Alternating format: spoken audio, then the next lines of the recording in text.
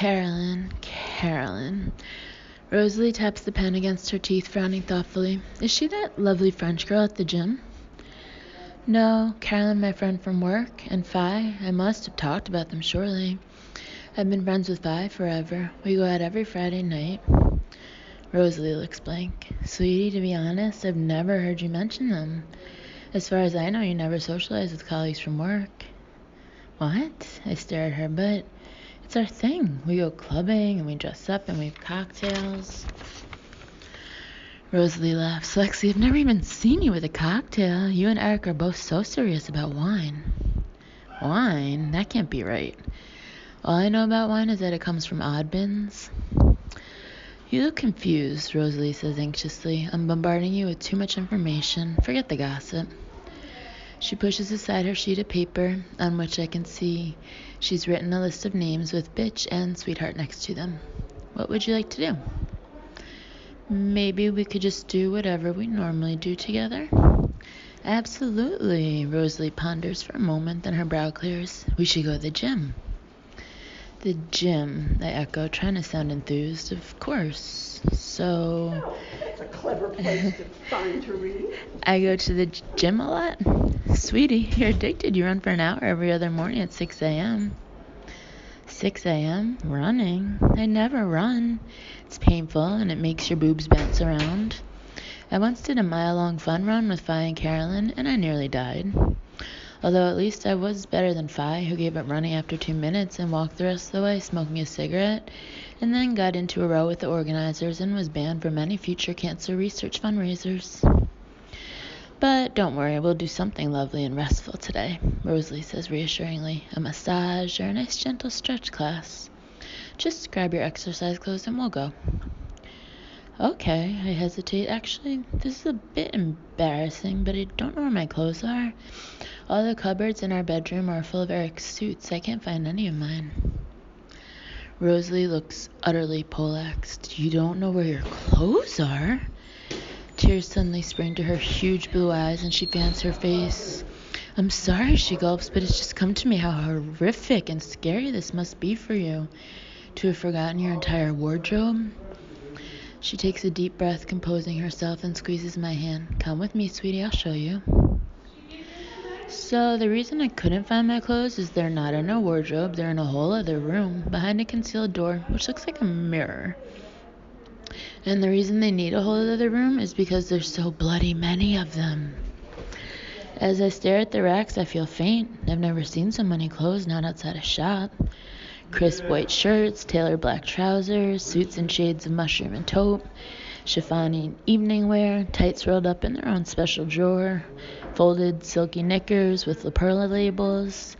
I can't see anything that doesn't look brand new and immaculate. There are no baggy jeans, no sloppy sweaters, no comfy old PJs. I leaf through a row of jackets, all pretty much identical, apart from the buttons. I can't believe I spent so much money on clothes, and they're all versions of beige. Well, what do you think? Rosalie is watching me, her eyes sparkling. Amazing. Anne has a great eye. She nods sagely. Anne, your personal shopper? I have a personal shopper? Just for the main pieces each season. Rosalie pulls out a dark blue dress with spaghetti straps and the tiniest ruffle around the hem. Look. This is the dress you wore when we first met. I remember thinking, this is the girl Eric's smitten with. It was the talk of the party, and let me tell you, Lexi, there were a lot of disappointed girls out there when you two got married. She reaches for a long black evening dress. This is the dress you wore to my murder mystery evening. She holds it up against me with a little fur shrug and pearls. Don't you remember? Not really. What about this Catherine Walker? You must remember that. Or your Roland Mouret. Rosalie is whipping out dress after dress, none of which looks remotely familiar. She reaches a pale garment carrier and stops at the gasp. Your wedding dress. Slowly, reverently, she unzips the garment carrier and pulls out the silky white sheath I recognized in the DVD. Doesn't that bring it all back? I stare at the dress, trying as hard as I can to will my memory to return, but nothing. Oh my gosh! Rosalie suddenly claps a hand over her mouth. You and Eric should have a renewal of vows. I'll plan it for you. We could have a Japanese theme. You could wear a kimono. Maybe. I cut her off. It's early days. I'll think about it. Rosalie looks disappointed as she packs the wedding dress away. Then her face lights up. Try the shoes. You have to remember your shoes. She heads to the other side of the room and flings open a cupboard door. And I stare in disbelief. I've never seen so many shoes. All in neat rows, most of them high-heeled. What am I doing with high-heeled shoes? This is unbelievable. I turn to Rosalie. I can't even walk in heels. Goodness knows why I bought them. Yes, you can. Rosalie looks puzzled. Of course you can. No, I shake my head. I've never been able to do heels. I fall over. I twist my ankle. I look stupid. Sweetie, Rosalie's eyes are wide. You live in heels. You were wearing these the last time we had lunch. She pulls out a pair of black pumps with 4-inch stiletto heels. The kind I'd never even look at in a shop. The soles are scuffed. The inside label has been rubbed away. Someone's been wearing these. Me? Put them on, says Rosalie. Cautiously, I slip off my loafers and step into the pointy heels. Almost at once, I topple over and grab Rosalie.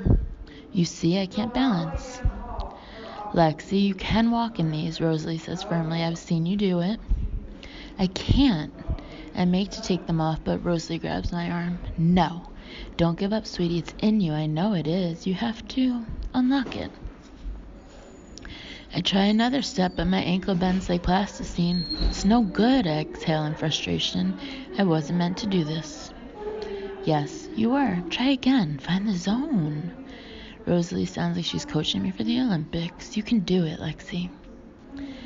I totter to the other side of the room and cling to the curtain. I'll never crack this, I say despairingly. Of course you will. Just don't think about it. Distract yourself. I know. We'll sing a song. Land of hope and glory. Come on, Lexi, sing. Reluctantly, I join in. I really hope Eric doesn't have a CCTV camera trained on us at this moment. Now walk. Rosalie gives me a little push. Go. Land of hope and glory. Trying to keep my mind focused on the song, I take a step forward. Then another. Then another. Oh my gosh, I'm doing it. I'm walking in high heels. You see, Rosalie crows in triumph. I told you, you are a heels girl. I get to the other side of the room, swivel around confidently, and walk back, an elated grin on my face. I feel like a model. I can do it. It's easy. Yay! Rosalie lifts her hand and gives me a high five. She opens a drawer, scoops up some gym clothes, and pops them into an oversized tote. Come on, let's go. We drive to the gym in Rosalie's car. It's a sumptuous Range Rover with the license plate ROS1. Designer shopping bags are strewn all over the back seat. So, what do you do? I say as she winds her way between 2 lanes of traffic. I do a lot of volunteer work. She nods earnestly. Wow. I feel a bit shamefaced. Rosalie didn't strike me as the volunteer work type, which just shows how prejudiced I am. What kind? Event planning mainly. For a particular charity? No, mostly for friends. You know, if they need a helping hand with the flowers or party favors or whatever. Rosalie smiling winsomely up at a truck driver. Please let me in, Mr. Lorry driver. Thank you. She pulls over into the next lane and blows him a kiss. I do the odd bits for the company too, she adds. Eric's such a sweetie. He always gets me involved in launches, that kind of thing. Oh shit, roadworks. She swerves to a cacophony of angry hooting and turns the radio up higher. So you like Eric? I try to sound casual, though I'm dying to hear what she thinks of him. Oh, he's the perfect husband, absolutely perfect. She draws up at a crosswalk. Mine's a monster. Really? I stare at her. Mind you, I'm a monster too. She turns to face me, her blue eyes deadly serious. We're so volatile. It's a total love-hate relationship. Here we are. She zooms off again and drives into a tiny car park, pulls up next to a Porsche and turns off the engine. Now don't worry, she says as she ushers me toward the glass double doors. I know this will be really hard for you, so I'll do all the talking. Hi there. She pushes her way into a smart reception area furnished with tan leather seating and a pebbled fountain. Hi, ladies. The receptionist's face falls as she sees me. Lexi, you poor thing. We heard about the accident. Are you all right? I'm fine, thanks. I venture a smile. Thanks very much for the flowers. Poor Lexi has amnesia, says Rosalie impressively. She doesn't remember this place. She doesn't remember anything. She casts around as though for a way to illustrate, like she doesn't remember this door or this plant. She gestures to a large frondy fern. Goodness. I know, Rosalie is nodding solemnly. It's a nightmare for her. She turns to me. Is this bringing back any memories, Lexi? Not really. Everyone in the reception area is staring at me agog. I feel like a member of the amnesia freak circus. Come on, Rosalie firmly takes hold of my arm. We'll get changed. You might remember once you're in your exercise clothes. The changing rooms are the most palatial ones I've ever seen, all smooth wood and mosaic showers and gentle music playing over the speakers. I disappear into a cubicle and pull on a pair of leggings, then I pull on the leotard bit. It's got a thong, I realize to my horror. My bum will look massive. I can't wear this. But I don't have anything else. Reluctantly, I pull it on, then edge out of the cubicle, hands over my eyes. This could be really, really gross. I count to 5, then force myself to take a peek. Actually, I don't look too bad. I remove my hands completely and stare at myself. I look all long and lean and different. Experimentally, I flex my arm, and a biceps muscle I've never seen pops up. I've never seen before pops up. I stare at it in astonishment. So, Rosalie bustles up to me dressed in leggings and a crop top. This way. She ushers me into a large, airy exercise studio where rows of well-groomed women are already in position on yoga mats. Sorry we're late, she says momentously, looking around the room, but Lexi has got amnesia. She doesn't remember anything about any of you. I get the feeling Rosalie is enjoying this. Hi, I do a shy wave around the room. I heard about your accident, Lexi. The exercise teacher's coming over wearing a sympathetic smile.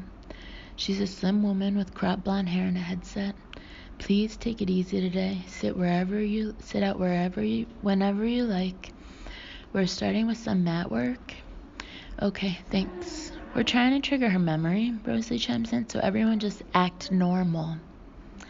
As all the others raise their arms, I nervously take a mat and sit down. Gym has never exactly been my strong point. I guess I'll just follow as best I can. I stretch my legs out in front of me and reach for my toes, although there's no way I'll ever be able to. Bloody hell, I can touch my toes. In fact, I can put my head right down on my knees. What's happened to me? In disbelief, I follow the next maneuver, and I can do that one too. I'm bendy.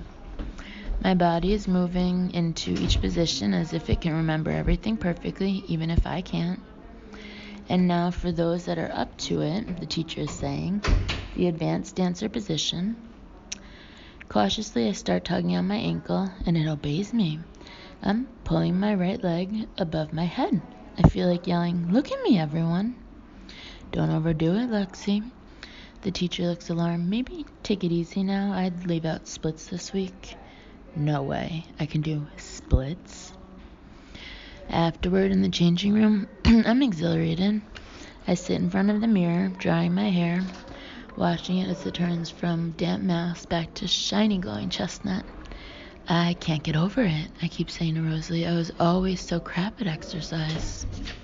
Sweetie, you're unnatural. Rosalie is slathering body lotion all over herself. You're the best in the class. I switch off the hairdryer, pull my hands through my dry hair, and survey my reflection. For the millionth time, my gaze is drawn to my gleaming white teeth and my full pink lips. My mouth never looked like that in 2004. I know it didn't. Rosalie, I lower my voice. Can I ask you a personal question? Of course, Rosalie whispers back. Did I ever have anything done to my face, like Botox or... I lower my voice still further, hardly able to believe I'm saying this. Surgery? Sweetie! Rosalie looks appalled. Shh. She puts her finger to her lips. But, shh, Of course we haven't had anything done. All totally 100% natural. She winks. What does that wink mean? Rosalie, you have to tell me what I've had done. I trail off suddenly, distracted by my reflection in the mirror. Without noticing what I've been doing, I've been taking hairpins from the jar in front of me and putting my hair up on autopilot. In about 30 seconds, I've constructed the most perfect chignon. How the fuck did I do that? As I survey my own hands, I can feel a slight hysteria rising inside me. What else can I do? Defuse a bomb? Assassinate someone with one blow of my hand? What is it? Rosalie catches my gaze. I just put my hair up. I gesture at the mirror. Look, it's incredible. I've never done that before in my life. Yes, you have. She looks puzzled. You wear like that for work every day. But I don't remember. It's like Superwoman's taken over my body or something. I can walk in heels. I can put my hair up. I can do splits. I'm like this Uber woman. It's not me. Sweetie, it is you. Rosalie squeezes my arm. You better get used to it. We have lunch in the juice bar and chat with a couple of girls who seem to know me. And then Rosalie drives me home. As we travel up in the lift, I'm suddenly exhausted. So, Rosalie says as we enter the apartment, do you want to have another look at your clothes? Maybe swimwear? Actually, I feel pretty wiped out. I say apologetically, do you mind if I go and have a rest? Of course not. She pats my arm. I'll wait out here for you. Make sure you're okay. Don't be silly. I smile. I'll be fine until Eric comes home, really. And thanks, Rosalie. You've been so kind. Darling girl. She gives me a hug and picks up her bag. I'll give you a call. Look after yourself. She's halfway out the door when something occurs to me. Rosalie, I called. What should I make Eric for dinner tonight? She turns and gazes at me uncomprehendingly. Suppose it is quite a strange question out of the blue. I just thought you might know what sort of thing he likes. I laugh awkwardly. Sweetie. Rosalie blinks several times. Sweetie, you don't make dinner. Gianna makes the dinner. Your housekeeper? She'll be out shopping right now, then she'll come back, make dinner, turn down your bed. Oh, right, of course. I nod hastily, trying to look like I knew that all along. But bloody hell, this really is a different life.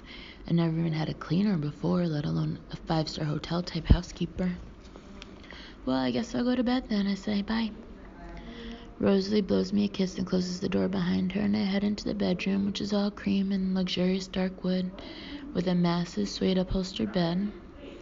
Eric has insisted that I take the main bedroom, which is very kind and noble of him. Mind you, the spare room is pretty sumptuous too. In fact, I think he gets his own jacuzzi, so he can't complain. I kick off my heels, climb under the duvet, and feel myself instantly relax. This is the most comfortable bed I have ever been in, ever. I wriggle around a bit, luxuriating in the smooth sheets and perfect squashy pillows. That's good. I'll just close my eyes and have a tiny kip. I wake to a dim light and the sound of chinking crockery. Darling, comes the voice from outside the door. Are you awake? Oh, I struggle to a sitting position and rub my eyes. Hi. The door opens and in comes Eric, holding a tray and a shopping bag. You've been asleep for hours. I brought you some supper. He heads toward the bed, puts down the tray, and switches on the bedside light. It's Thai chicken soup. I love Thai chicken soup, I say in delight. Thanks. Eric smiles and hands me a spoon. Rosalie told me you 2 girls went to the gym today. Yes, it was great. I take a spoonful of soup, and it's absolutely delicious. Gosh, I'm ravenous. Eric, you couldn't get me a piece of bread, could you? I raise my head just to mop this up. Bread?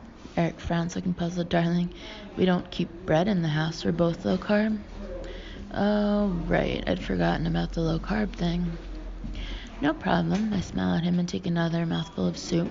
I can be low carb. Easy. Which brings me to my little gift, says Eric. Or in fact, 2 gifts. This is the first one. He reaches into the shopping bag and produces a laminated ring-bound booklet, which he hands to me with a flourish. The front cover is a color photograph of me and Eric in our wedding outfits, and the title reads, Eric and Lexi Gardner, Marriage Manual. You remember the doctor suggested writing down all the details of our life together? Eric looks proud. Well, I've compiled this booklet for you. Any question you have about our marriage and life together, the answer should be in there. I turn the first page and there's the frontispiece.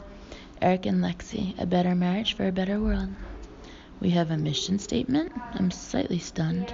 I came up with it just now. Eric shrugs modestly. What do you think? Oh, it's great. I flip through the booklet.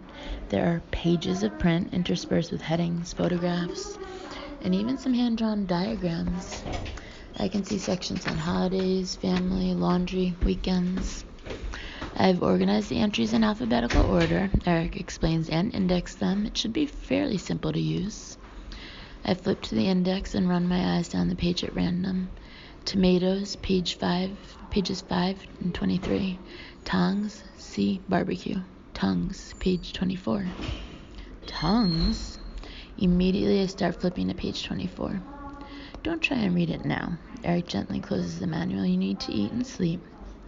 I'll look up tongues later, when he's gone. I finish the rest of the soup and lean back with a contented sigh. Thank you so much, Eric. That was perfect. It's no trouble, my darling. Eric removes the tray and puts it on the dressing table. As he does so, he notices my shoes on the floor. Lexi! He flashes me a smile. Shoes go in your dressing room. Oh, I say sorry. No problem, there's a lot to learn. He comes back over to the bed and reaches into his pocket. And this is my other gift. He produces a little jewelry box made of leather. My head starts prickling in disbelief as I gaze at it. My husband has given me a present in a posh jewelry box, just like grown-up people in movies. I'd like you to have something you actually remember me giving you, Eric says with a rueful smile, then nods at the box. Open it. I pry it open and find a single diamond strung on a gold chain. Like it? It's amazing, I stammer. I love it. Thank you so much. Eric reaches over and strokes my hair. It's good to have you home, Lexi. It's good to be home, I reply with fervor, which is almost true. I can't honestly say this place feels like home yet, but it feels like a really swish five-star hotel, which is even better. I take out the diamond and look at it in awe. Meanwhile, Eric is playing idly with the strand of my hair, a tender expression on his face. Eric, I say a bit shyly, when we first met, what did you see in me? Why did you fall in love with me? A reminiscent smile flickers across Eric's face. I fell in love with you, Lexi, he says, because you're dynamic, you're efficient, you're hungry for success, like me. People call us hard, but we're not. We're just intensely competitive. Right, I say after a slight pause. To be honest, I've never thought of myself as that intensely competitive, but then maybe I am in 2007. And I fell in love with your beautiful mouth. Eric touches my top lip gently, and your long legs, and the way you swing your briefcase. He called me beautiful. I'm listening entranced. I want him to go on forever. No one has ever spoken to me like this in my whole life. I'll leave you now. He kisses me on the forehead and picks up the tray. You sleep well. See you in the morning. See you then, I murmur. Good night, Eric, and thank you. He closes the door and I'm left alone with my necklace and my marriage manual and my glove euphoria. I have the dream husband. No, I have the better than a dream husband. He brought me chicken soup and gave me a diamond and fell in love with the way I swing my briefcase. I must have been Gandhi.